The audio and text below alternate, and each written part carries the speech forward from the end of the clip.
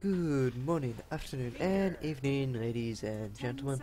I am Dota Yoshi, bringing to you another Dota 2 commentary.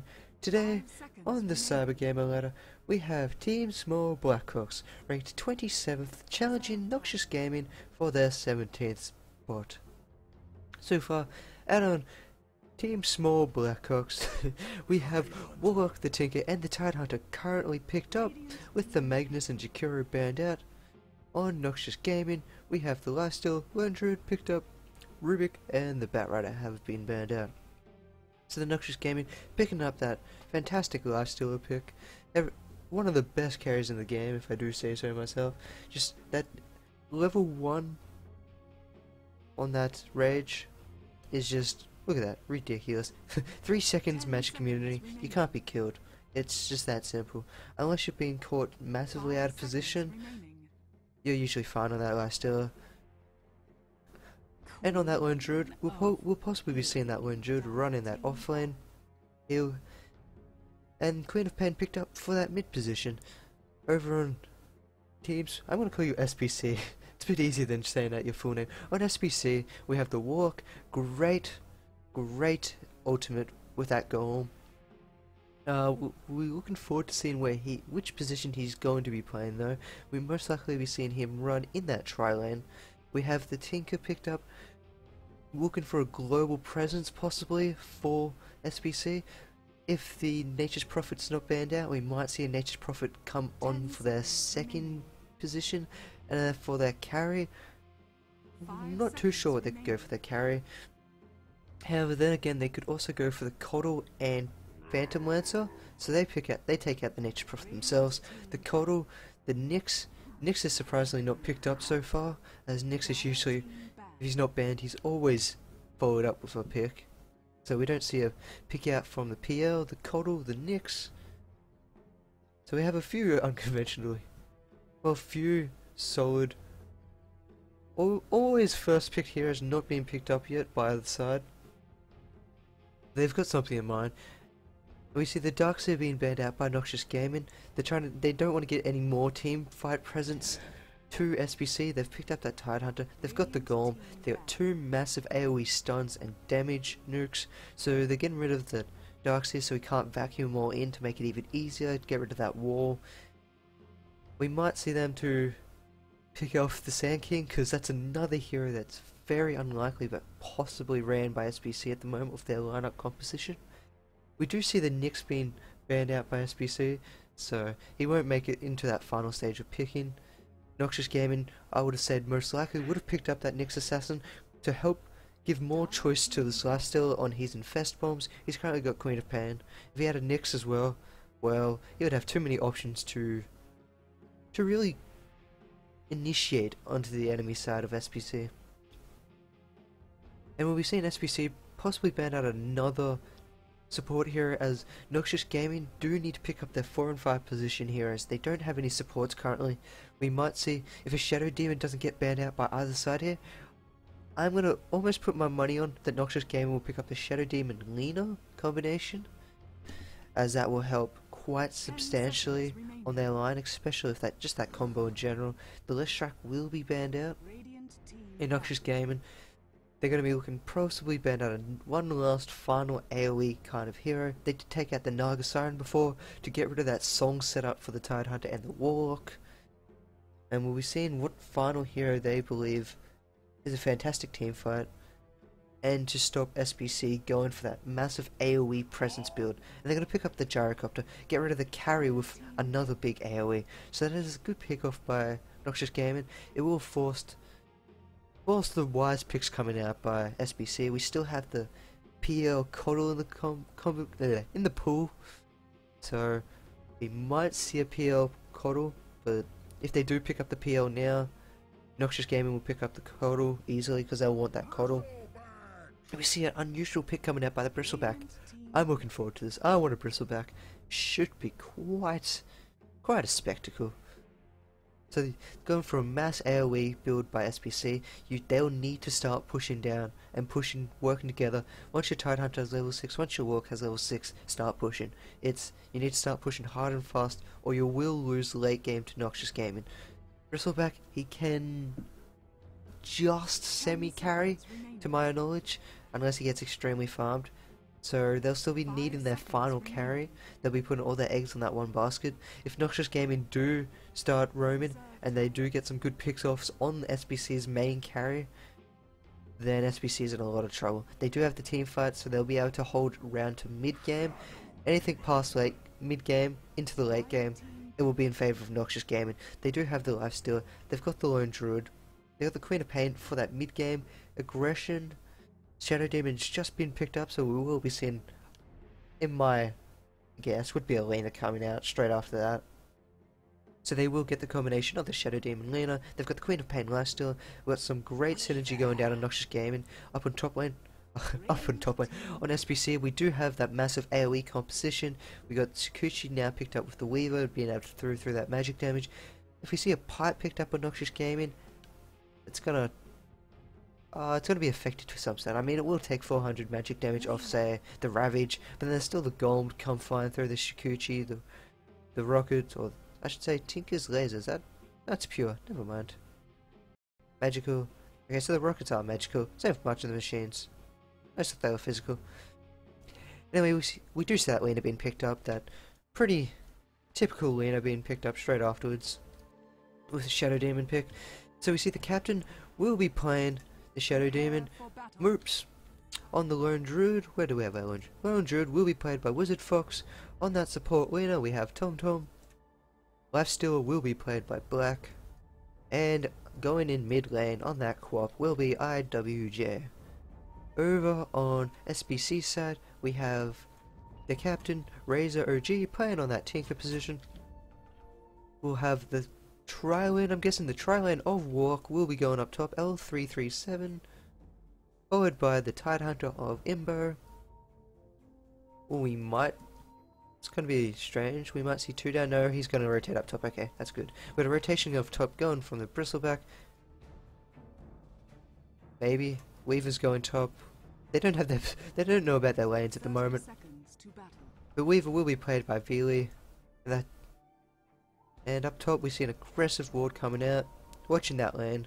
So Shadow Demon and the Lina will be definitely looking forward for a pick off anytime soon. They'll be wanting to put as much harassment, try and get as much farm on this lifesteal as possible. We have a 2-1-2 lane coming out by SideNote. They got the Bristleback and Tidehunter going bottom up against the Lone Druid, so not sure how that's going to turn out. Especially if Lone Druid starts grabbing those pools for that little bit of XP. Lina's going to pick up that double damage. I think he's going to have to back there. So up at top lane, Weaver and this Warlock's got cut out from. If either one of these get out of position, they're dead. The burst combination from that Lina and the Shadow Demon with that Soul Catcher up, so level 2, either one of these get caught out, they're dead. It's just going to be like that. They do have, I believe, Shadow Demon? Yeah, Shadow Demon does have those sentry wards, so we're not going to be able to see Sakuchi away from this Weaver. And we do have disruptions going to be planted onto the Warlock. We're going to Light Strike away, following it through, and we're going to see open wounds shortly, and now we've got a dead Warlock. First blood to Noxious Gaming. We've got Sakuchi coming through, doing a little bit of damage, but the ward goes down, and you saw that auto attack flat him, so they know they've just placed that ward. Down in bottom lane, we do have Lone Druid getting those last creep kills. Tidehunter and Bristleback. That's a strange combination to run the 2-1-2 with these down here, but I already feel as if they should rotate this Weaver out into that bottom lane. He's not going to be able to do too much up top. He's not going to get that farm, especially for being the only carry on SBC. I say they need to rotate him out as fast as possible, except for when Noxious is smoked up in mid, going to disrupt that Tinker. Tinker will now fall. Light Strike away, and Quop's going to get that final hit. So now, there's 2 kills going the way of Noxious Gaming. Great rotation by these supports. And they're going to be happy on their 2 assists, getting them some gold, racking it up. Except it doesn't really show up for this Shadow Demon, because I'm pretty sure he probably would have upped the courier. Lina, just banking up that 250 gold, she's rich. And they're going to rotate back in middle.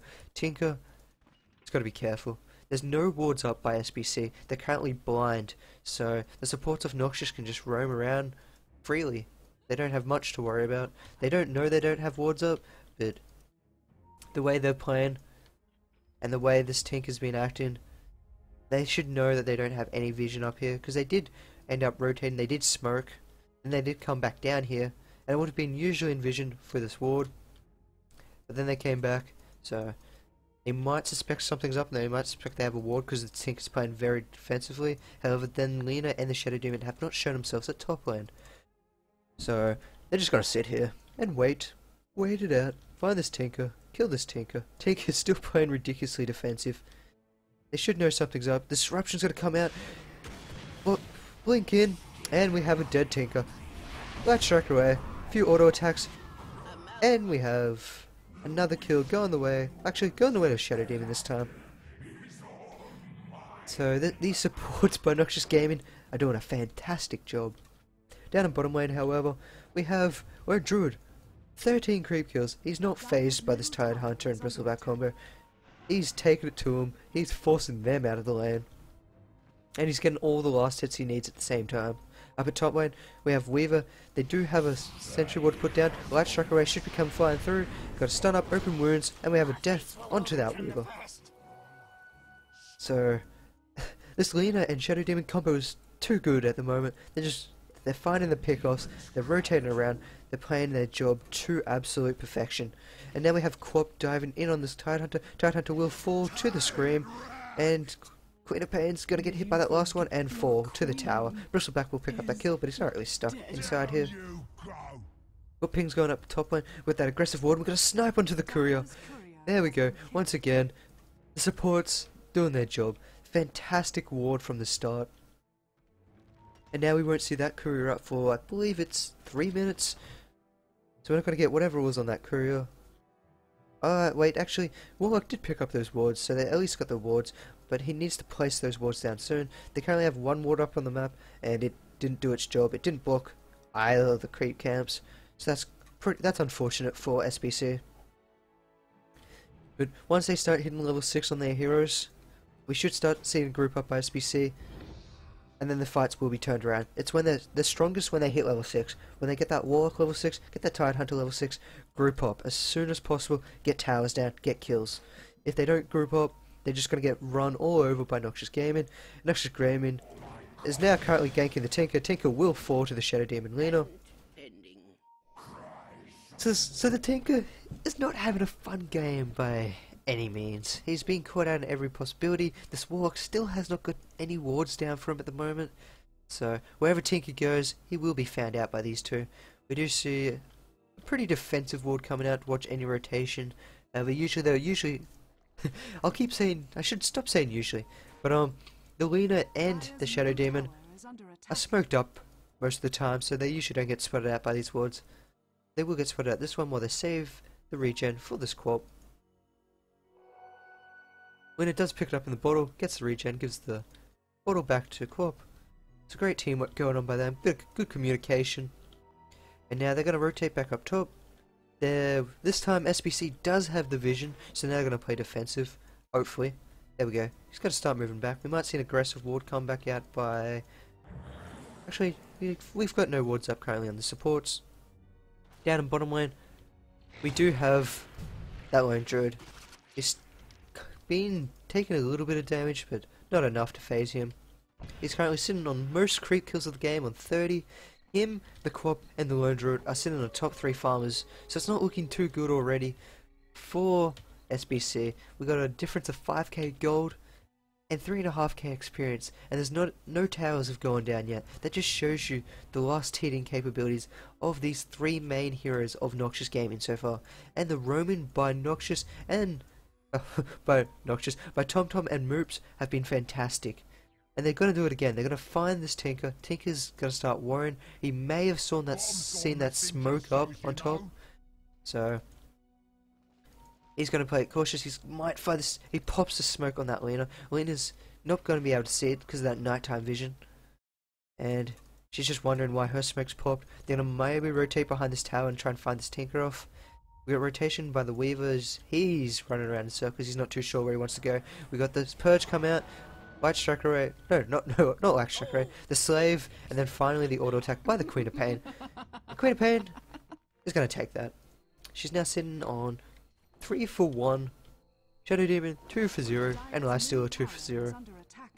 Bristleback did pick up the kill down on bottom lane on that Queen of Pain, but his farm is not going to be anywhere near enough to be able to keep up with everyone else.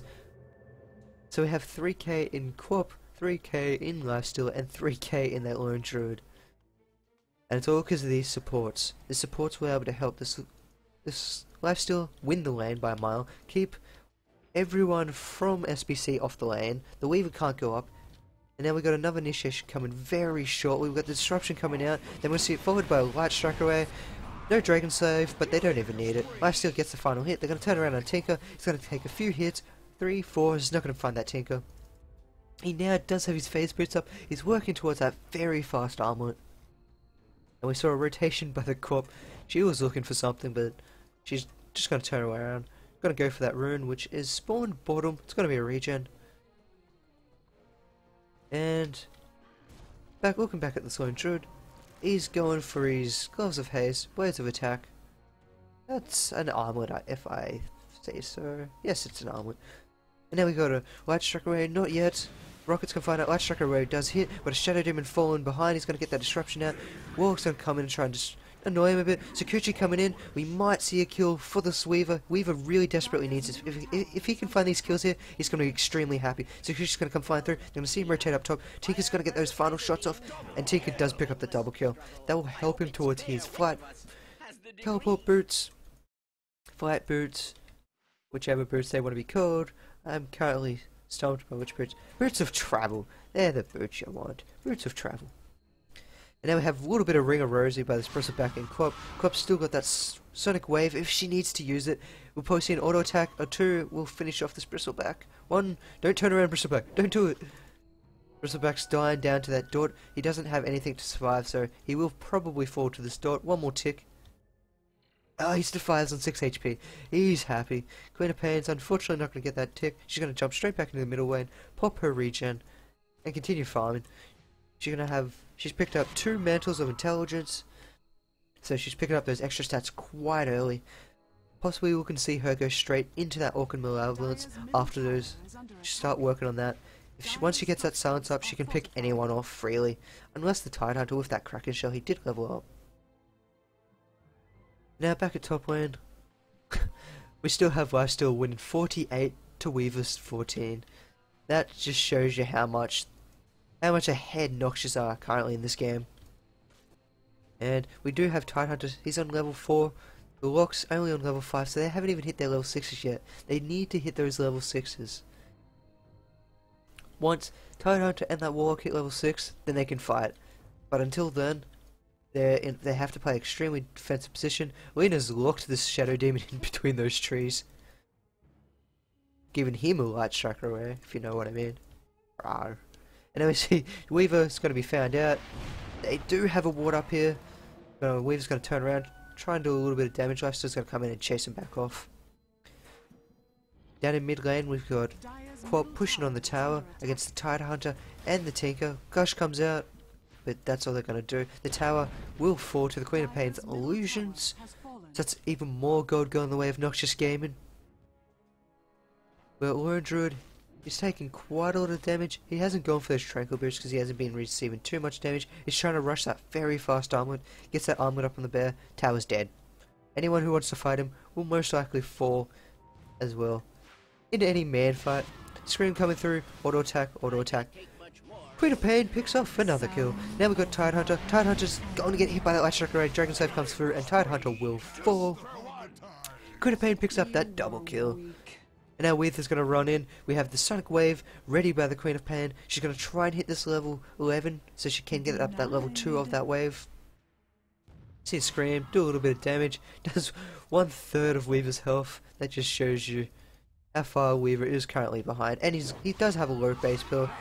He's going to get picked off. He doesn't even have time to time lapse that. That's how far he's behind. He doesn't have those stats. He doesn't have his power tread, so he can't get that little extra health. We see top lane being picked off. We've got a Light Strike Array disruption, and then the Lifestealer just to shred him apart. Shred him to pieces. So now we have a just over 10.5k gold difference and a 6 to 7k experience difference. Want to see them try and dive in the Silent Druid with the snot stacking up, only level 1, great entangle coming out onto that armadillo of Bristleback. TP coming in by Corpse, going to finish off this Bristleback. Bristleback is not going to be able to survive.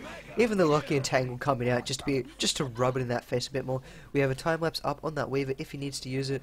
He should get out of as quick as possible. Queen of Pain predicting where he's going to be. Time lapse back into the fight. He's got another Shikuchi. He doesn't 2-1. He's going to Shikuchi away. He's going to go up top. It was a bit too predictable. This Queen of Pain predicted where he was going to go. Ran straight down the middle. He could have doubled back, grabbed a TP and TP'd out, but he decided to keep going for that tower. Queen of Pain predicted fantastic, and then find that pick off. She's picked up her 2 Oblivion stuffs, and we'll be picking up that Orchid Malevolence very shortly.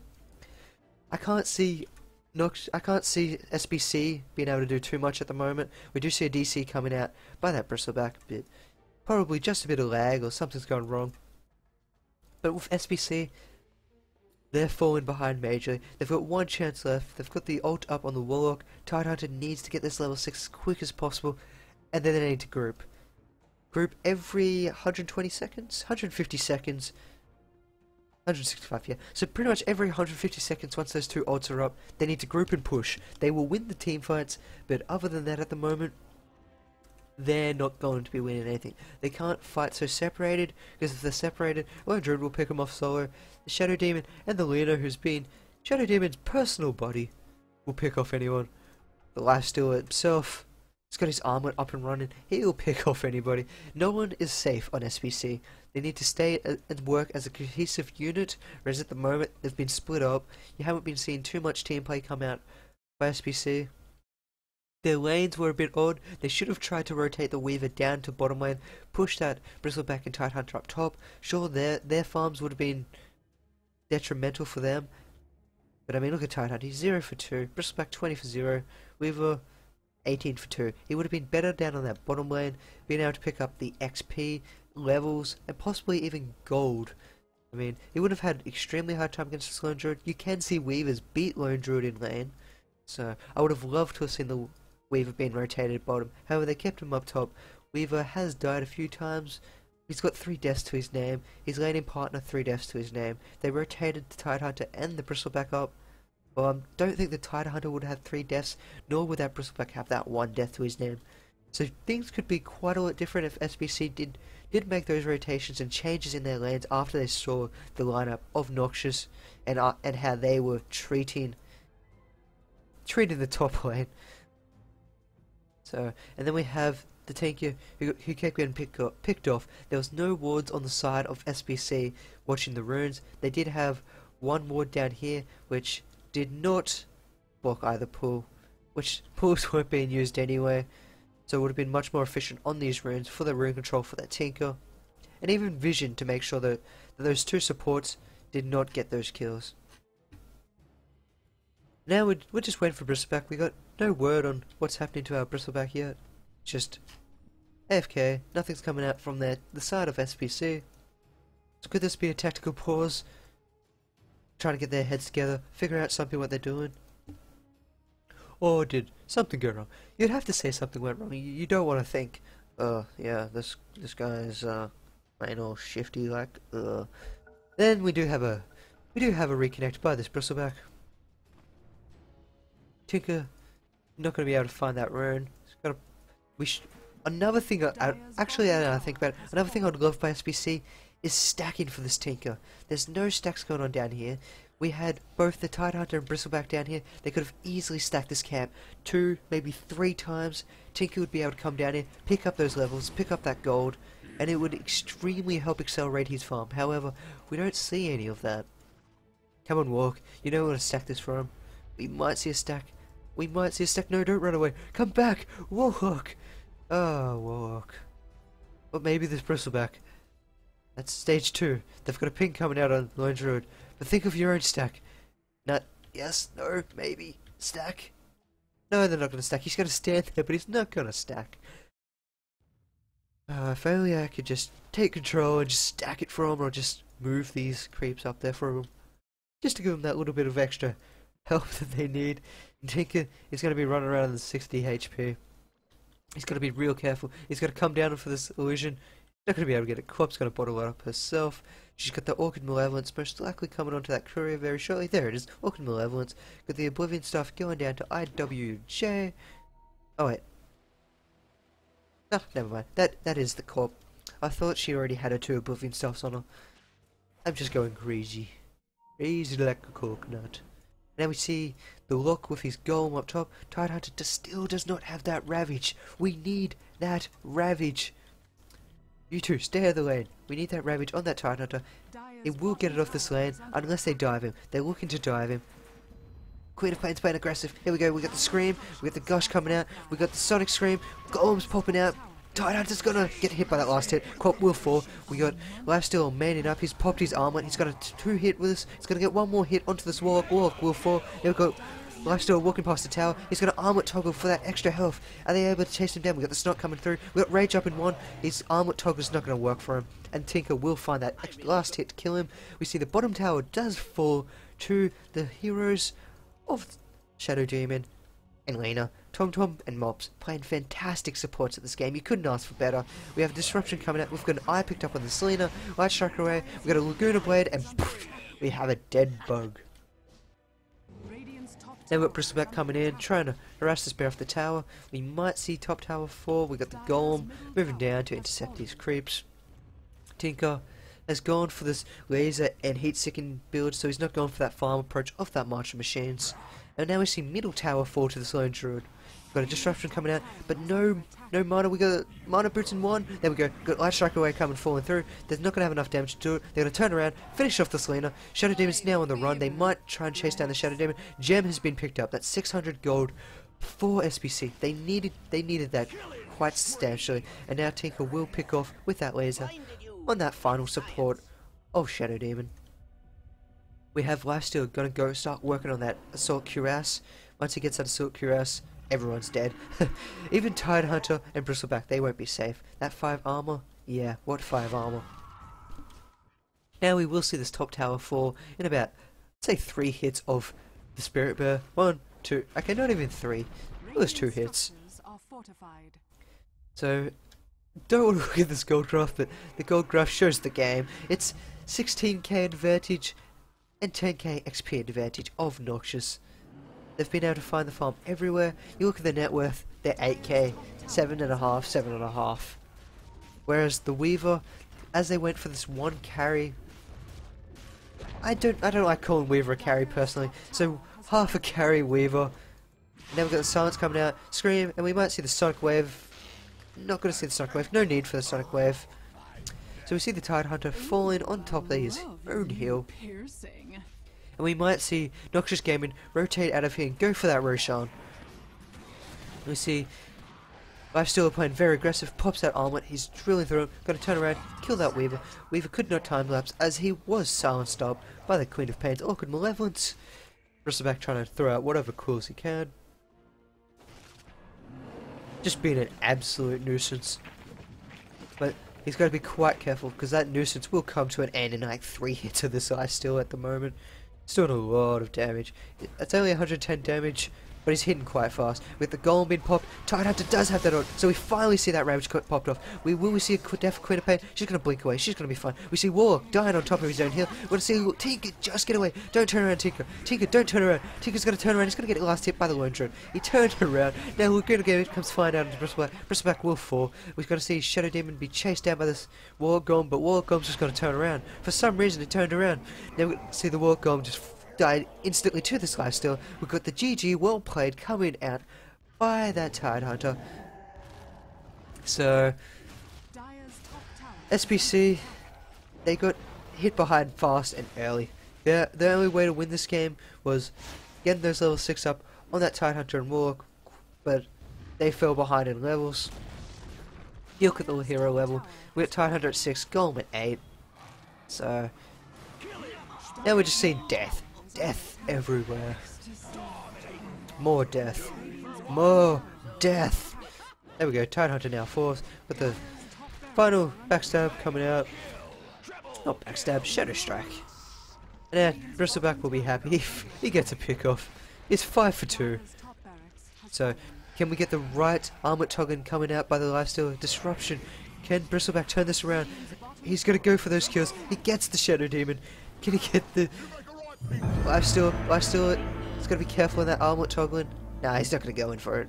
Tidehunter did come back. We heard a buyback from the Stinker. They're gonna continue fighting this game out. So the GG is not completely certain yet. So we'll still see a bit more to this game. And at the moment though, I can't see Noxious Gaming giving up their lead. They're too far ahead. Lifesteal just picks up his Assault Cuirass, casual Assault Cuirass at 20 minutes with an armlet. No biggie. But where's that GPM? GPM, where are you? There we are, GPM. We got 500, 500, and almost 600 on that co-op. That's... yeah, I don't have words. That's extremely far ahead by Noxious Gaming. And we'll find a solo pickup by the Spirit Bear. And then we're going to find this Tinker. Tinker's not going to be able to get out of here. Weaver's not going to be able to do anything, so Weaver will back. So Tinker's all alone. There we go, he falls. And now we might see a rotation get down to this Roshan, just for the Roshan factor. Everyone wants Roshan, right? So we'll see the rotation into Roshan.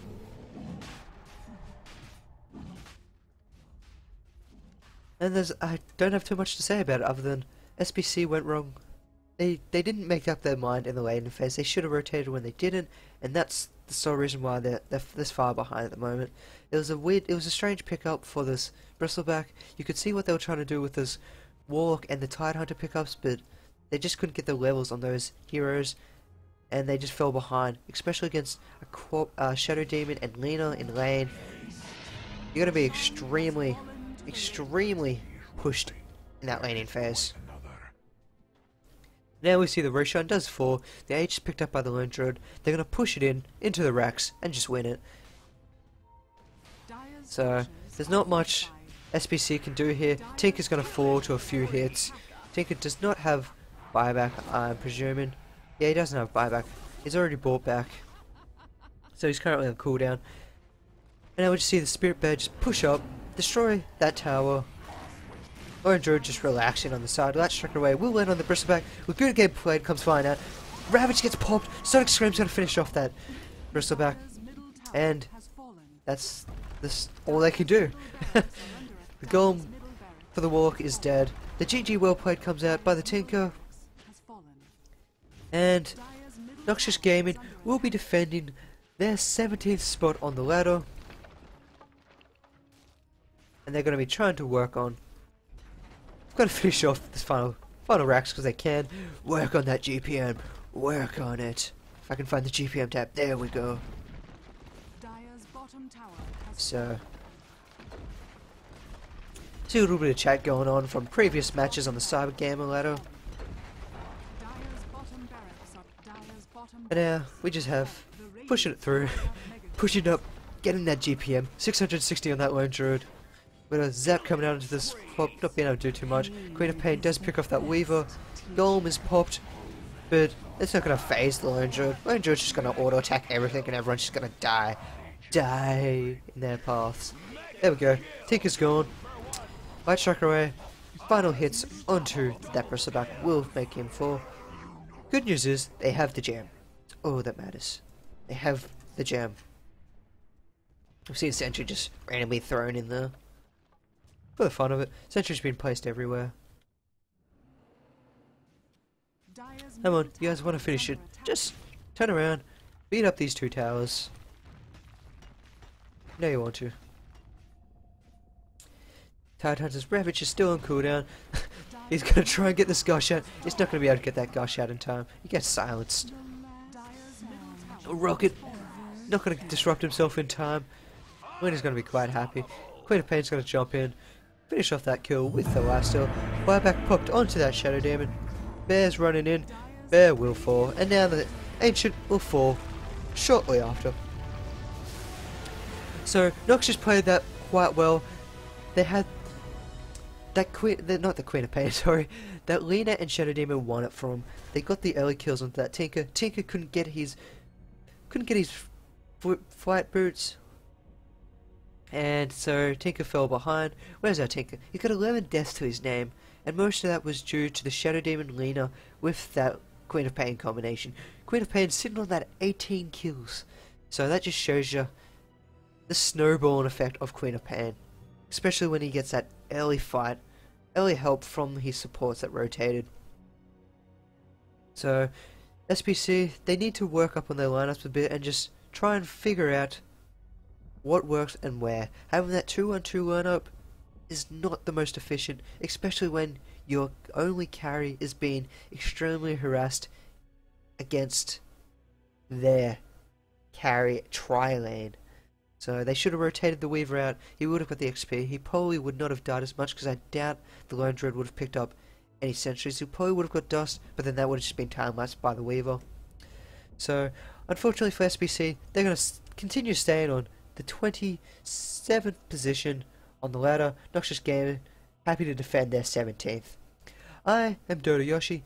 Thank you for watching this Dota 2 presentation, and have a good one.